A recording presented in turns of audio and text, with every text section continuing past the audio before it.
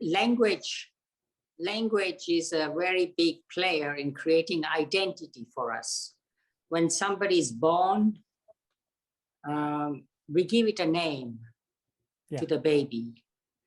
And then we say, this is you, this is your body, this is your name.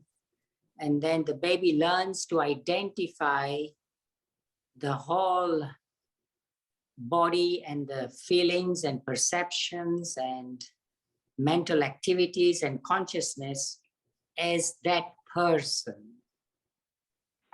So we create an identity through language. Language is a big player in creating an identity.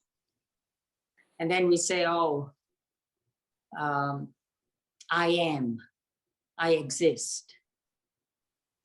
My name is this, Tom, Dick, Harry, and this is my body. So then possession comes into play. So identifying with the body starts with all these at a younger age. In the, as soon as somebody is born, all the tools for identification are there. And then we say, you, this is yours, and these are your parents, this is what you possess. And so we learn in the Buddha's teachings that there is the body, there is the feelings, there's perceptions, there's mental formations, and there's consciousness. These things arise and cease. The body, even now, is changing completely. Every time we eat food and the old cells die out, so the body is transforming even now. And according to the medical science, within 7 years, the whole body is replaced, each cell, everything. So the bones, everything, the bone marrow, everything is replaced within 7 years. But we still identify as, this is even when you're a child or middle-aged or when you're old, you still identify as, this is my body, even though it's changing. And the same thing with feelings. Today I have pleasant feelings, next moment I have painful feelings, but we say, I feel pain, I feel pleasure. So we identify with all these components of the aggregates, the body, as saying myself. Perceptions arise and change and cease, but we identify with them again. This morning, my perception, I see so many different things, I hear so many things, but still I identify with that. And then mental activities change very quick. All our mind, our thinking, thoughts arise and pass away. And yet we say, I think, therefore I am. And then consciousness. Consciousness is not solid.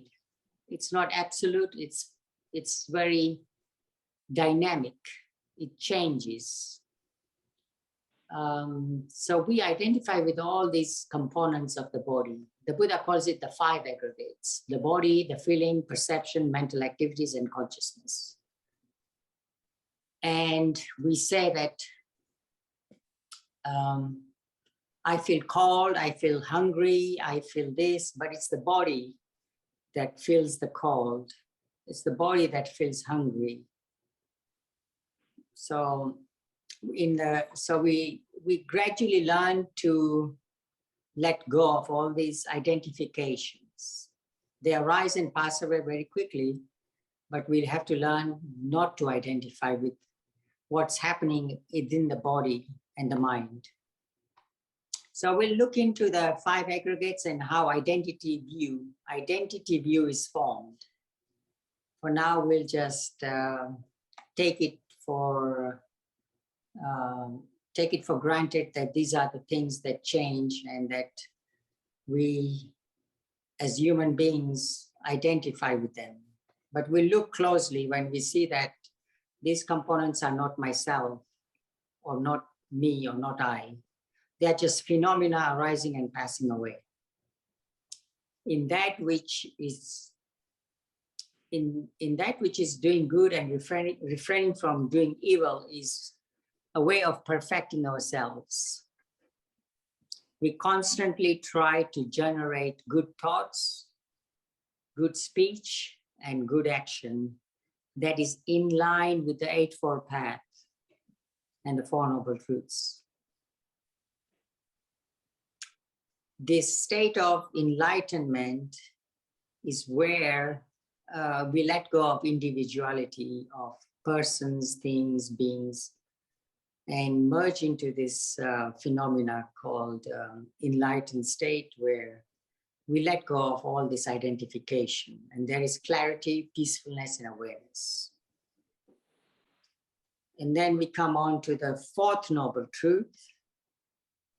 And what is the fourth? What is the noble truth of the way leading to the cessation of suffering? It is the noble eightfold path. That is to say, right view, right intention, right speech, right action, right livelihood, right effort, right mindfulness, and right concentration. This is the path, the practical path that we now walk on. We understand the theory of the Four Noble Truths, and then we learn the theory of the Noble Eightfold Path.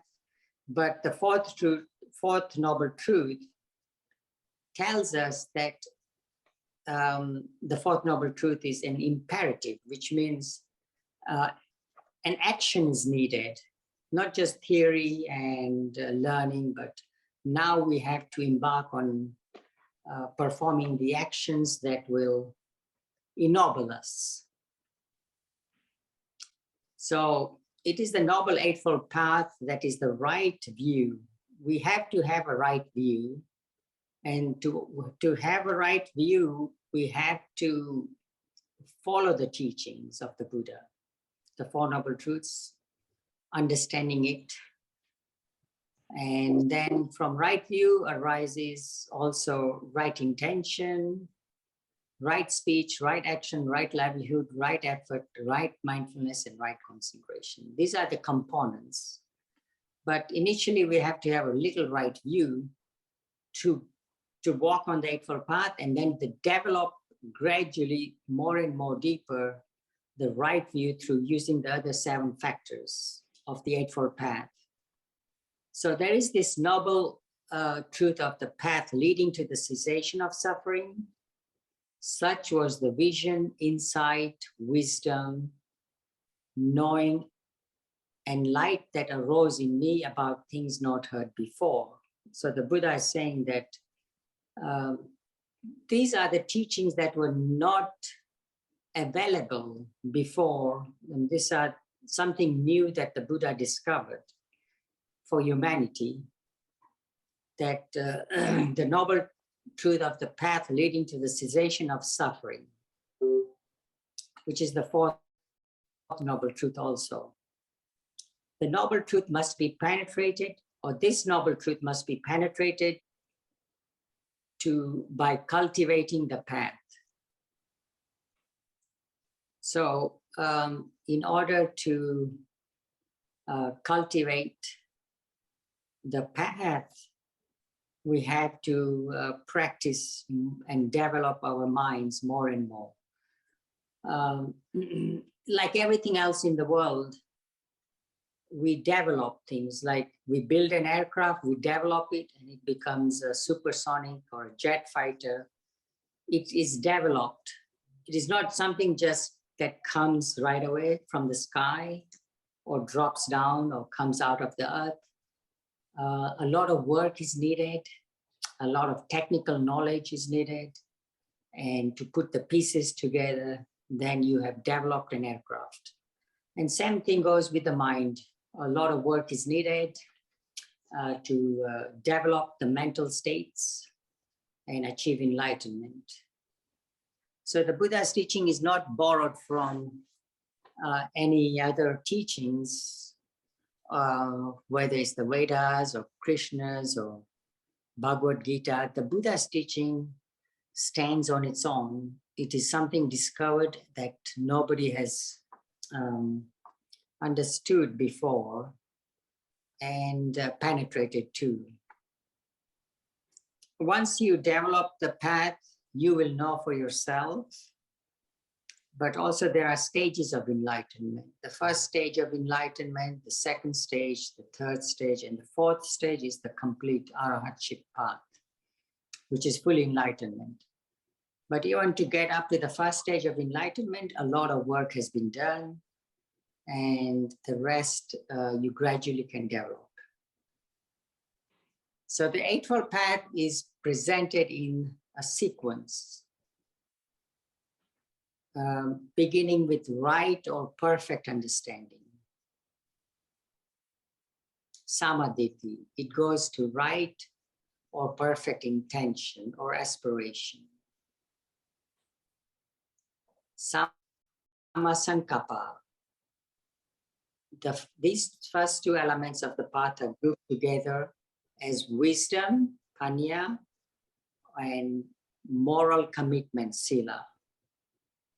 Flows from panya, sila flows from panya.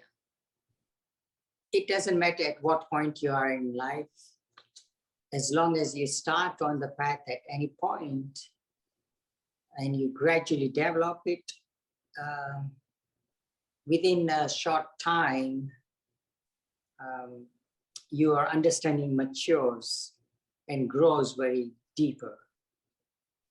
So the right understanding, the first, or right view, we call it, the first element of the Eightfold Path, right understanding, which arises through insights into the first three noble truths. If you have these insights, then there is perfect understanding of Dhamma. The understanding that all that is subject to arising is subject to cessation or ceasing. It is as simple as that. You do not have to spend much time reading all that is subject to arising is subject to ceasing to understand the words, but it takes quite a while for most of us to really know what the words mean in a profound way, rather than just through cerebral understanding, through intellectual understanding. So there is a lot to learn, but it becomes more fun when you understand the whole kind of concepts, the important concepts, and how they fit together, slide together without any gaps. So one does not doubt in the Buddha's teachings when one has profoundly developed the insight. And it comes slowly through time, through practice. This not self idea is a little bit hard for people to grasp, because they have always identified any of the 5 components of a human being, whether it's the body, the feelings, the perceptions, the mental activities, or consciousness. Any of these 5 things we identify as myself, or all of them as myself. And so to break that identification, insight knowledge is needed. So with right understanding, you have given up the illusion of a self that is connected to mortal conditions. The illusion of a self can be thought of as, in some religions, they said there is a soul that abides within us, that does the thinking, the speech, the hearing, all these physiological processes is attributed to a person inside, a soul or a being. Most of the religions say that there is a soul or Atman, an I. Within this body, there is a self or an I that abides, that is never changing and always the same and can never be destroyed. And it just goes from birth to birth or union with the Almighty. But when we look at it closer with reasoning, power of reasoning and understanding, and using the meditation as a powerful tool, we see that this idea of a self is illusionary, created by ourselves and attached to. So we see things as they are. We see things as reality, as it is, not as we wish to want it to be, or we hope that this is what it is, or speculation, but it is what is in reality. So there is a lot of ideas that people put on extra coating on reality. So it kind of becomes a delusion. So as soon as we have delusion, greed, hatred, and delusion become the motivating factors. The despair is empty and meaningless. So delusion brings despair. When you see this, you begin to feel infinite compassion for all beings. Beings are trapped into this delusion, and that is why we feel compassion for them. Because now we are at a higher level. It is like we're on a mountaintop looking down at people who are stuck in delusion. And it becomes a sad, pitiable situation. We feel pity for all the beings there. That if only they knew and understood. It's like we are at the mountaintop, we are seeing children playing in the playground, not understanding and not knowing, but just, caught up in their delusive experiences. The wrong view influences us in a wrong direction. The right views lead us in the right direction. Simply put, there are many benefits for meditation. The mind becomes calm. In the beginning, it's harder for people because they have never done this. So a measure of calmness in which the mind is slowed down. So now the thinking mind in its normal state is very fast and very scattered. But when we apply the brakes, the reverse thrust of mindfulness, then the mind slows down a little bit. It generates positive energy of calmness. So when you emerge from let's say a deeper meditation, and you see things, you see it in a different light. You see the beautiful green of the trees, much greener. You see the skies and the mountains, and everything becomes a little bit more vivid.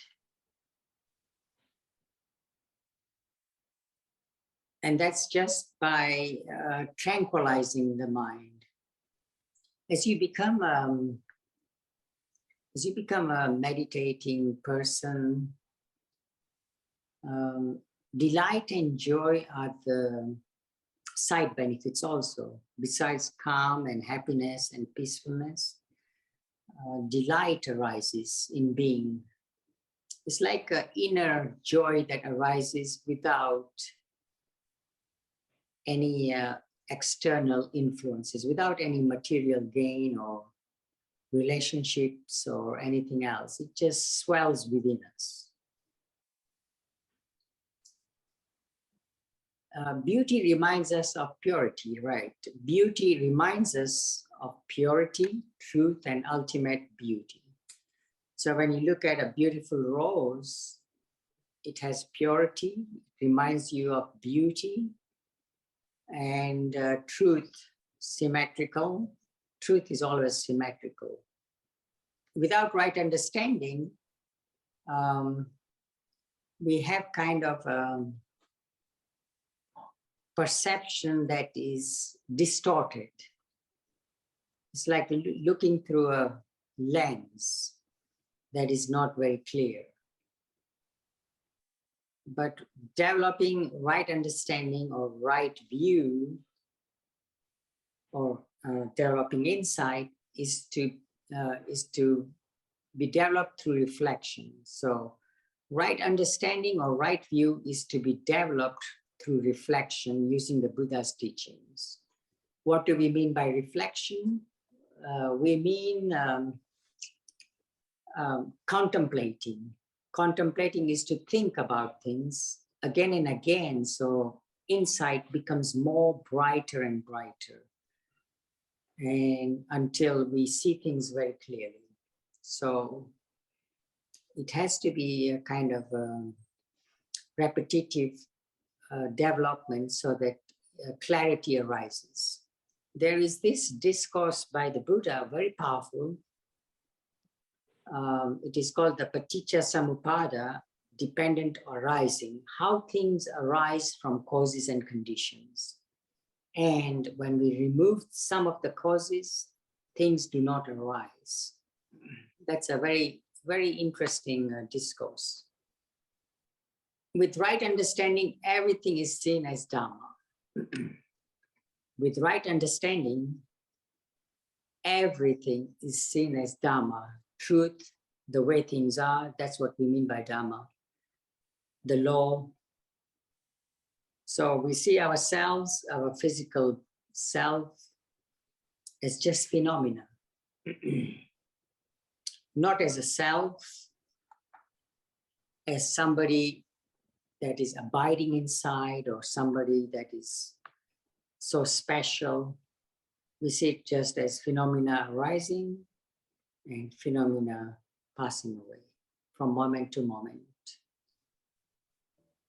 So we don't take things as personally. When we get hurt, we don't identify as, it says, I am hurt, or this pain, my pain is very painful. We detach from the pain. And so the pain becomes less and less.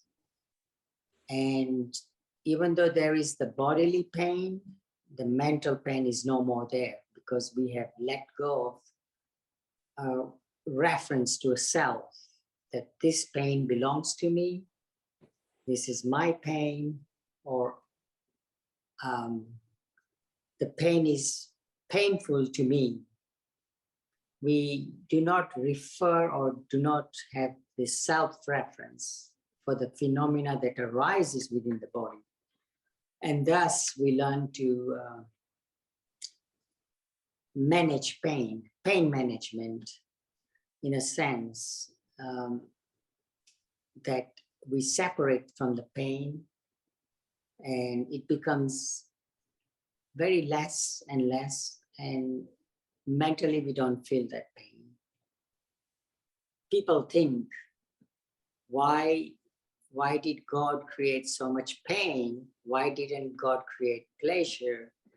And all these ideas people have because they are not enlightened, or they don't know the Four Noble Truths and the Eightfold Path, to have an understanding that releases them from pain and anguish. Everybody in the world, they want security, a safe refuge. They want happiness, pleasure, everything just as they would like. But we see what happens in nature. Everything changes, things change. What we expect happens, the opposite happens from what we expect. So we learn to see things as they are and to accept things as they are without complaining, without wishing to change things. Although sometimes changing it for the good may be good, but our deluded mind will not be satisfied with whatever change we can change. There will always be something lacking. We try to make everything standardized, but we recognize and we see Dhamma as it is, the way things are within the realm of conditions, that no two things are identical. That's why we have the fingerprint. All fingerprints are unique. Probably the eyes may be unique too. So, there is no standardization in some parts.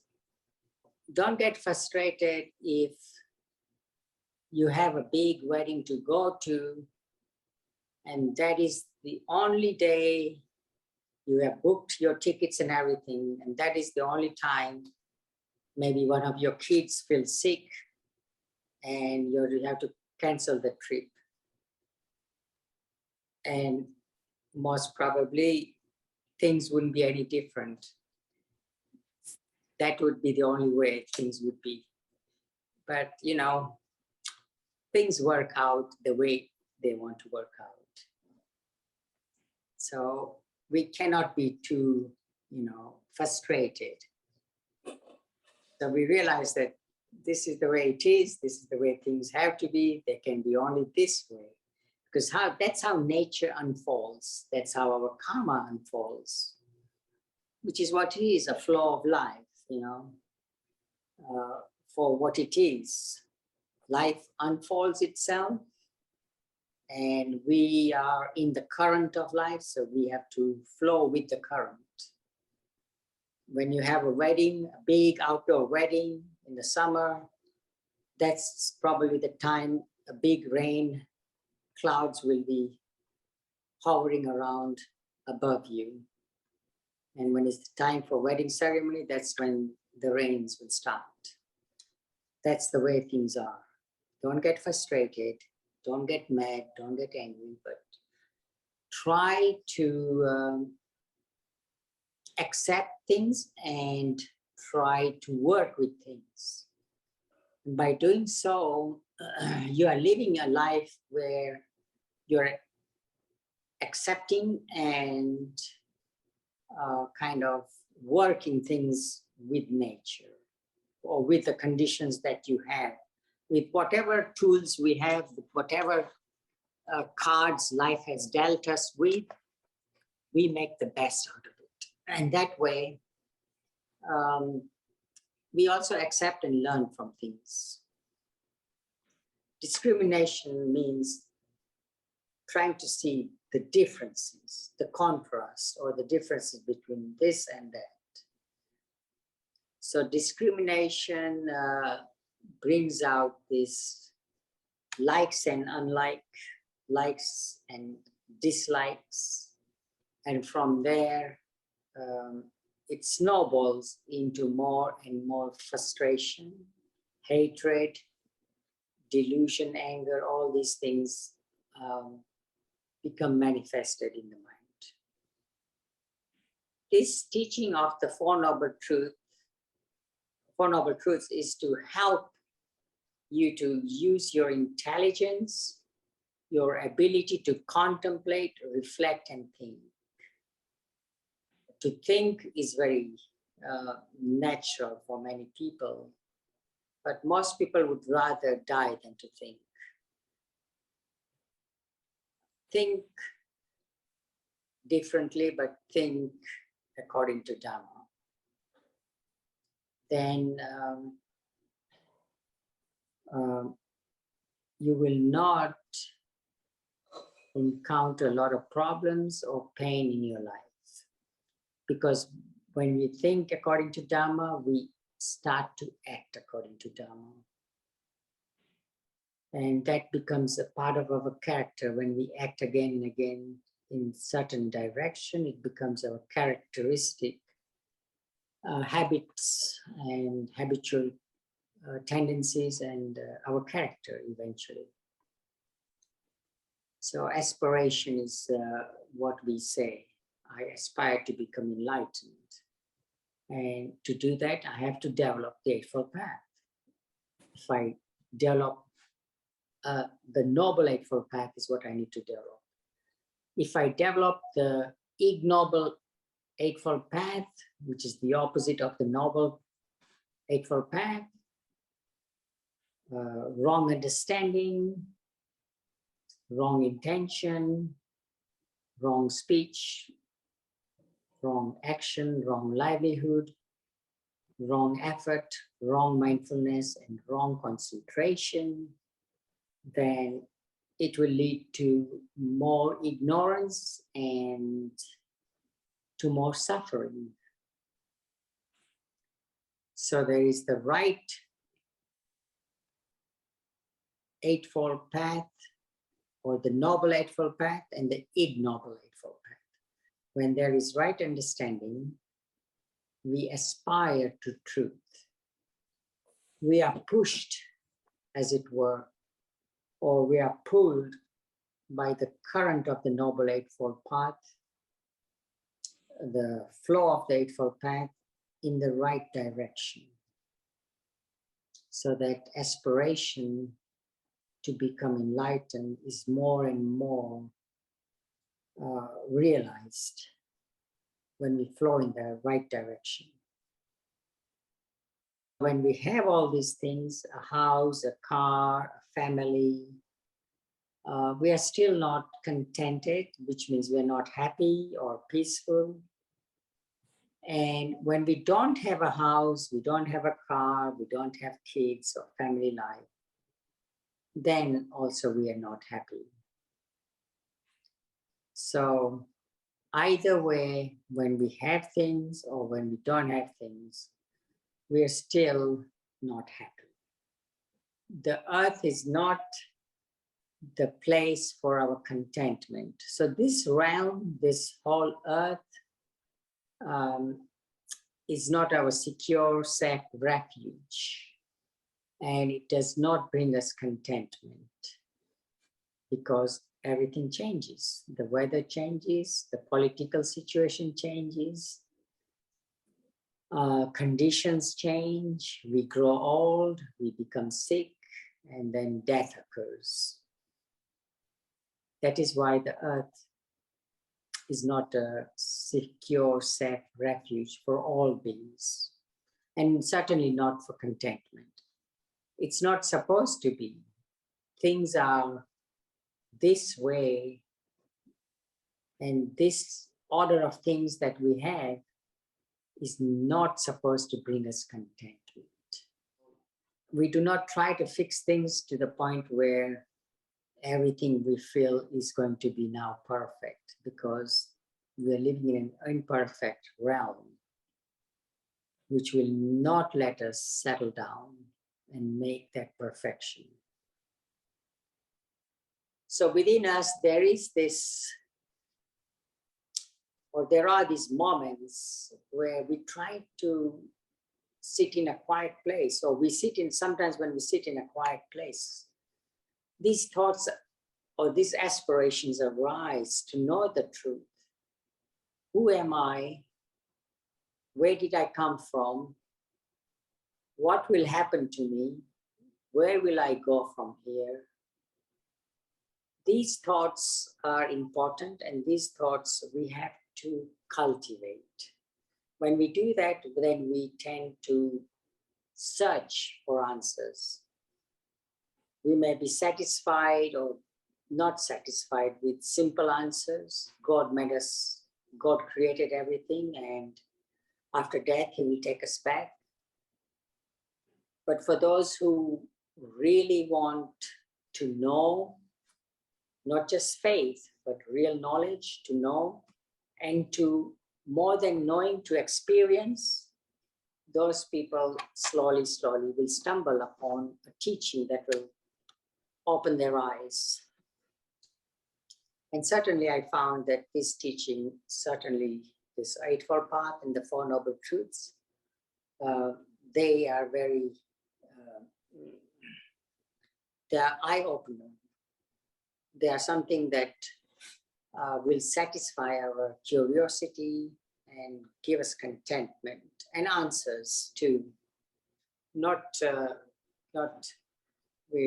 it's not something based on faith, but based on reality. So now, once we have this understanding that this planet is not our real home, this Mother Earth is not our real secure refuge, and it does not bring us peace or happiness, but it just it pushes us towards old age, sickness, and death.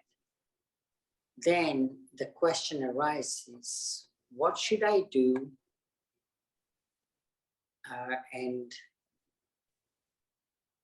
how should I do things so that I can find an eternal, secure refuge, which, an escape, as it were, from this realm of transitoriness or realm of impermanence.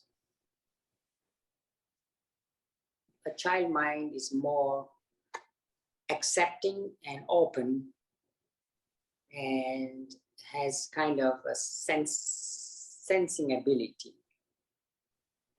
So as we grow up, we become conditioned. As we grow up, our minds become dulled by all the desires, all the fantasies, all the negativity. So, and also it becomes conditioned to think in a very set way.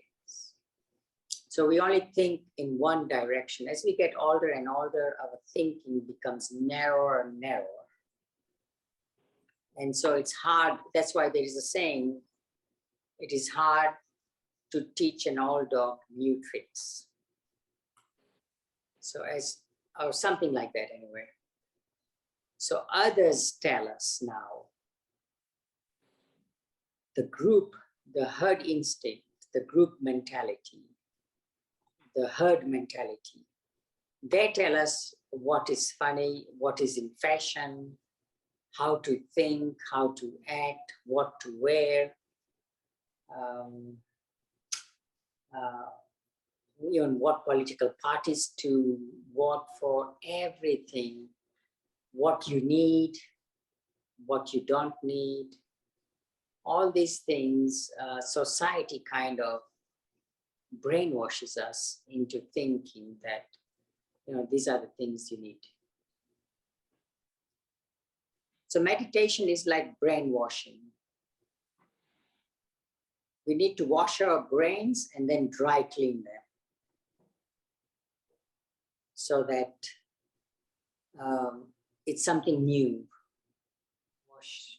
This meditation is like purifying the brain to make it more malleable, to make it more open to these insights to arise.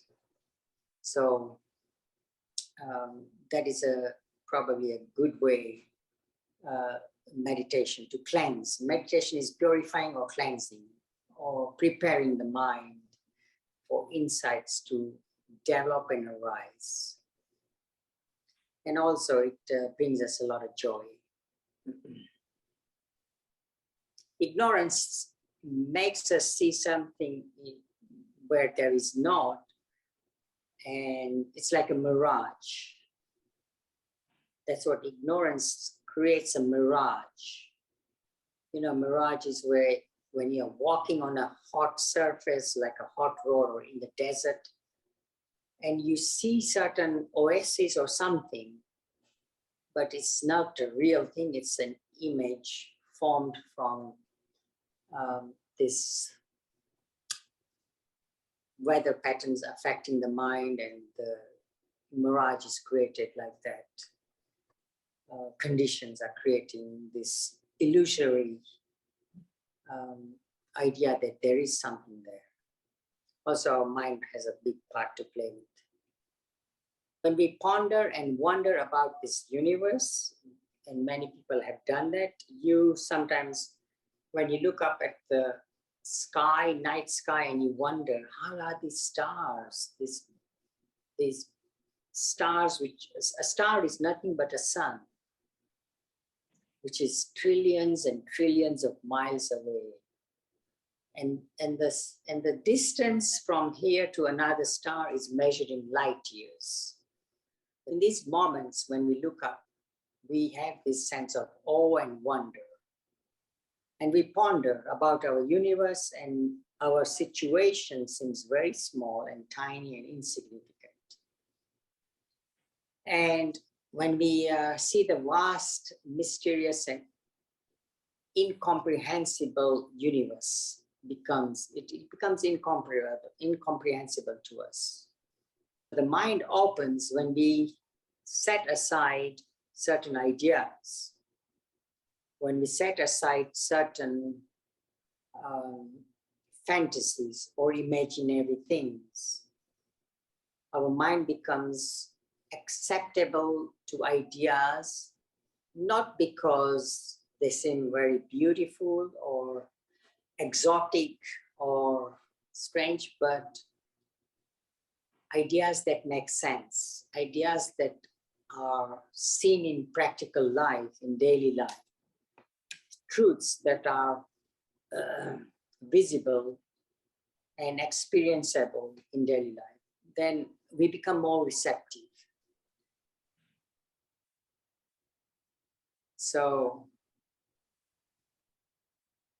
when we trust in our intuitive mind, we become receptive, open to things, and we give ourselves a chance for the mind to develop. Otherwise, we are blocking our path by holding to fixed views, by holding to views that may,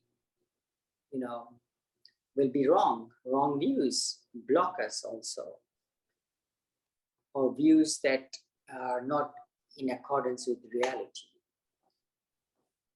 Don't accept anything on trust. And that's exactly what the Buddha's message was. Don't accept because I say so. Don't accept because of tradition, because your parents' ideas, these ideas belong to your parents, or these views are your parents. So they are dear to you because they are dear to your parents. Rather, seeing that these are the truths, even if the parents see them as dear, but these are the truths, and I must always try to follow the truth rather than what is dear to my parents or to somebody else. In that way, we make progress. Wrong views bring us a lot of harm. Right views bring us a lot of benefit and goodness. And you don't have to take it on trust from me or faith. You can see it for yourself. Wrong views, people will kill, fight, steal. Right views, there is peace, contentment, happiness.